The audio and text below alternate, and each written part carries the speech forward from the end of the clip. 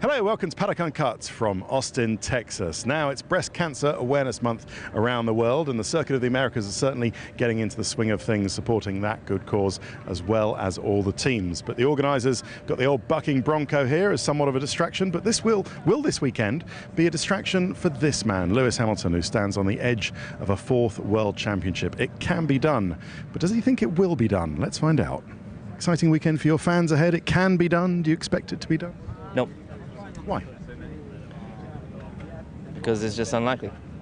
Too many points. Well, listen, the last race has shown anything can happen. Kind of depends on Ferrari, I guess. But honestly, I don't really care if it happens this weekend.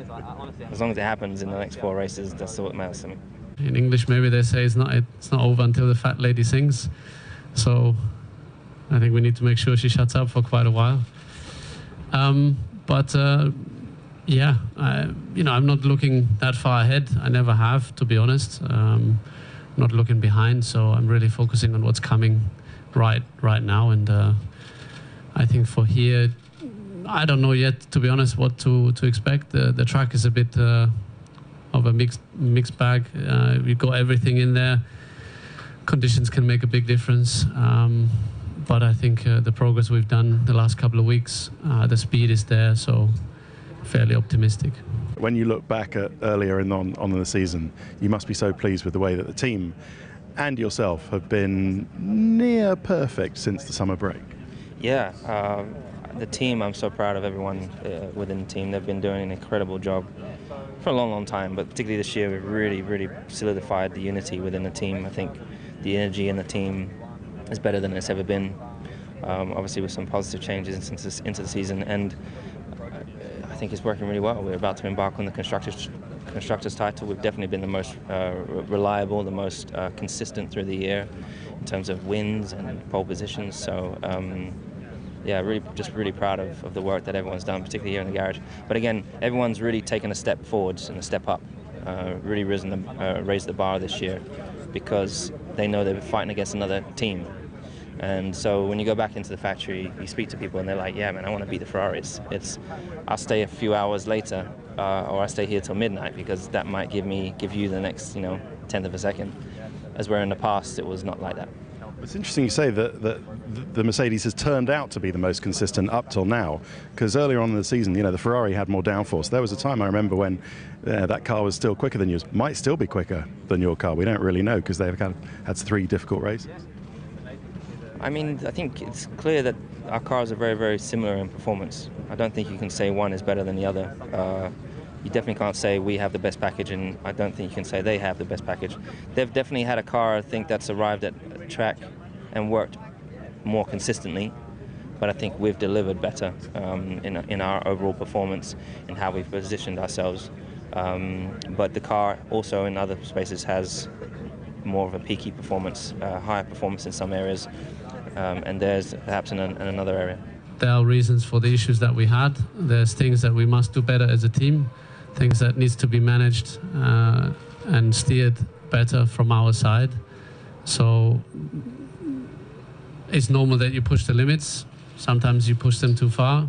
Sometimes you do small mistakes that allow to have a consequence later on. It's always a mix of those things, but things can break. Obviously, it hurts a lot when it happens, but it doesn't happen for no reason. So we need to make sure that we,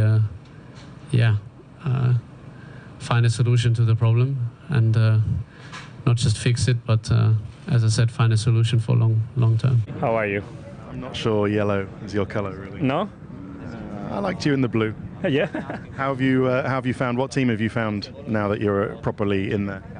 I found a great group of people, motivated, happy, good vibes, which is not easy to find on the 16th race of a 20-race calendar. I think by this time you can see many faces in the paddock, a bit tired, a bit looking forward to the break. But I found that people full of motivation, charged batteries, and it's nice to see. It's nice to see when you are joining a team like that, and I think it's now time to stop talking and go racing, because it's what I'm here for.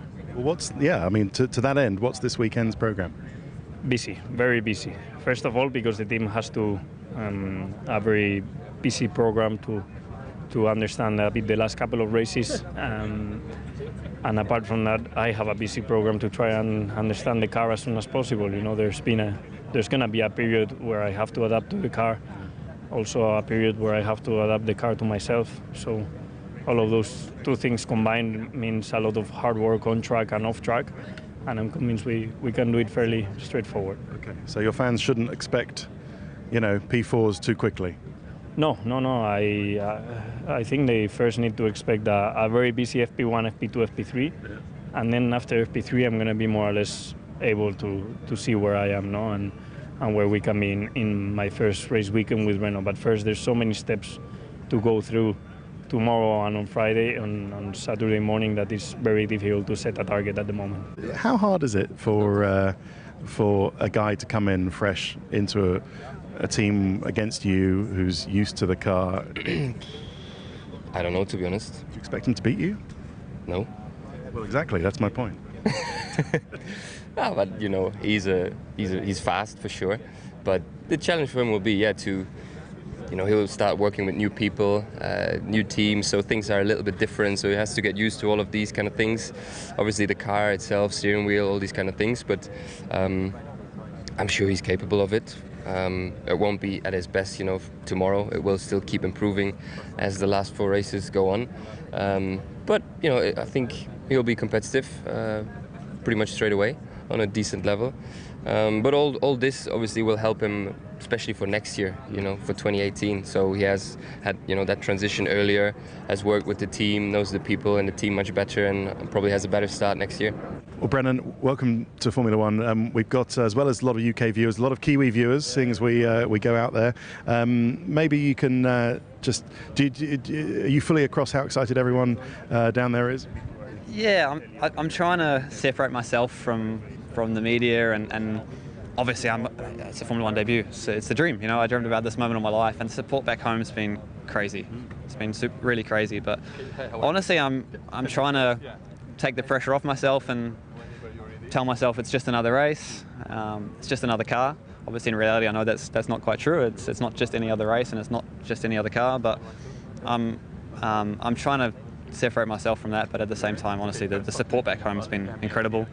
It's been quite a while since we saw a Kiwi in Formula One, and we're very proud people. There's a few of us in the motorsport world doing a good job, raising the flag at a high level, but it's been a long time since one of us has been in Formula One, so yeah, I'm well aware of what that means. The other driver is Brendan Hartley, who was in the other car when you won Le Mans. Yeah. Pleased for him? Yeah, it was it's fun and cool. I didn't see that coming. No, I mean, they needed a Red Bull person with a super license. It narrowed it down to Buemi or him. So I guess it's him. Would you expect him to pick up this F1 luck pretty easily? Probably a little bit more challenging for him than for Carlos, because he hasn't sat in an F1 car for quite some time now. But the wet cars also, they produce a lot of downforce. They've raced here quite recently, so that will or should help him. But will be interesting to see how he feels these cars and how he gets on. You're a Le Mans winner, you're a world champion in WEC, you've driven here around here. You're expecting to be quite bumpy, by the way. It was really bumpy in your Porsche, wasn't it? Yeah, it was. There's been a few bumps come up, which I guess it's a bit of an advantage for me, not coming here recently. But I think the bigger task is driving a modern Formula One car, and that's going to be the bigger learning curve. And in some ways, I feel prepared for this. A lot more prepared than 2009 and 10 when I was a reserve driver. I wasn't ready at that time. I know Max came in at a very young age, but at that time I wasn't ready. I've learned a lot since then. Being with Porsche and the LMP1s taught me a lot. High pressure scenarios, representing Porsche, working with guys like Mark Webber and Timo, you learn a lot off each other in that environment when you actually work together. So from that side I feel very prepared and mentally strong. Unfortunately, in terms of driving a modern Formula One car, I'm completely underprepared or not prepared at all. It's just the last tenth, isn't it? It's the last few tenths. You're a top line racing driver. You can do the job, but it's just getting those last couple of tenths. Yeah, I think that's going to be the challenge, and I think I'll know a lot more after free practice 1 tomorrow. I'm looking forward to kind of stop talking about what I'm expecting, just get that first session underway, see how I feel in the car, see where I'm at, and then figure out what I've got to work at to get towards Sunday afternoon, which is the big debut. Yeah. Christian Horner said this week he thought it'd be a good idea for you to stay at Red Bull and build the team around yourself. What do you think of that that idea that it's an advantage because you're here, you know the engineers, you can develop the project ongoing?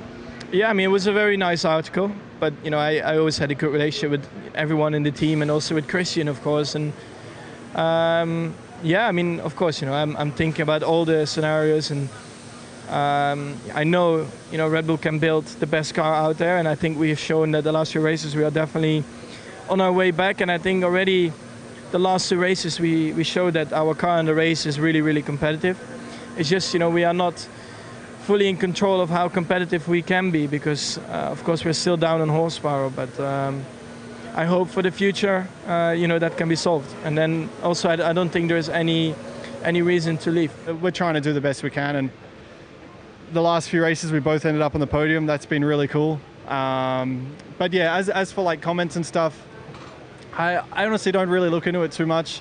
Also, you know, Max is nearly 10 years younger than me, and I guess he's, I wouldn't say we're at different points in our career, but sure, he's just naturally because of his age, perhaps that's like a different situation he's in. That's probably the best way of putting it. But otherwise, yeah, I mean, we're still racing to win, doing what we can, hopefully getting in the way of Lewis and Seb. And yeah, I'm out for another win this year. I believe I can get it, so this weekend could be the one. You always said that you'd be in a car with which you can win races and championships next year. You obviously now believe that's a McLaren Renault. Yeah, I think I always probably believed that, but over the summer I had some conversations with different teams, with different projects that in my inside always believed that McLaren was a little bit more prepared to fight for the World Championship. And then obviously at that time McLaren was in a strange situation, deciding which power unit will fit for the following year, and then the team decided to go for Renault. So it took another 3 or 4 weeks for me to understand the Renault project, what will be on next year's car in terms of power unit, and then now it was more clear that the McLaren Renault could be a winning project next year, and it was an easy decision for me. Is this the bigger concept that Fernando will stay within the McLaren umbrella, even if he doesn't stay in Formula One beyond next year? You could offer him different options. Yeah, you know, if you look at McLaren's history, we have always been a Formula One team, but we've done Formula 5000, Can-Am, one IndyCar, and so as we look to, especially with our automotive business, we've got a reason to have our brand out around the world, so Indianapolis made a lot of sense for us this year. So yeah, as Fernando decides what he wants to do long term, he wants to win the Triple Crown, which means he has to win Indy and Le Mans, and those are two races McLaren would like to participate in if the opportunity arises, and so if we can do that with him and win the Triple Crown together, given that he's won Monaco with us, would be pretty special. Have you had to break the bank to keep him? Is he costing an awful lot of money? He is not inexpensive, but he's well worth it. I think you'll end your career at McLaren? I think so. I think that's my wish. You know, I always felt, you know, very comfortable with the team. I think we share many of the values of how competitive we are. We don't agree with second place. We don't agree with fighting for Q1, fighting for Q2. We will do wherever is necessary to change that situation and go back on the winning path. So, you know, stay with McLaren for the rest of my career will be one of my wishes. I don't know, Craig. I seem to remember Fernando Alonso saying he might end his career at Ferrari years ago, but and there would have been quite a lot of money there, wouldn't there? Yeah. But Andy didn't have anywhere else to go. No, that's right. Well, yeah, it's interesting, this package that Zak Brown has secured him with. It would appear that even if he doesn't necessarily have a successful year next year in F1, that maybe he'll do Le Mans under a McLaren banner, or possibly go to IndyCar for a season. So Zak Brown's creative thinking in all of this, the fact that he's buddied up to Alonso to such an extent, listened to him, to be fair, and tried to work with them to produce an imaginative package to keep him, has paid off. Okay, and otherwise, Brendan Hartley, a lovely fresh face to see around the paddock. And a smart guy too, and you know what, he's been proactive in this. It appears he read the way things were going at Toro Rosso, saw that the talent pool had dried up to an extent, and phoned up Helmut Marko and basically offered his services, if not necessarily for the drive, but to take on secondary driver duties, and he's hit the jackpot. Okay, Craig, thank you very much. So stay with us throughout the weekend. What could be the championship winning race for Lewis Hamilton? But don't tell him that, okay? Thanks for watching. Bye-bye.